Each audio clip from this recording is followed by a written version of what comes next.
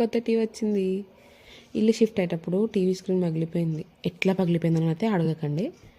రిపేర్కి అడిగితే 30,000 దాకా అయితే అన్నారు.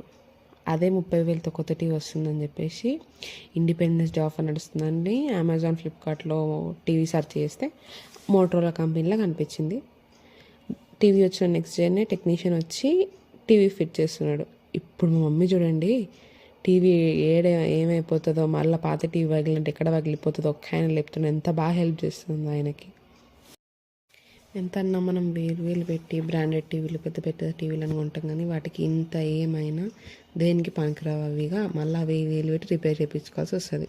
అందుకే బ్రాండెడ్ టీవీలు, ఫోన్లు కొన్నప్పుడు వాటిని చిన్న పిల్లల్ని చూసుకున్నట్టు చూసుకోవాలి.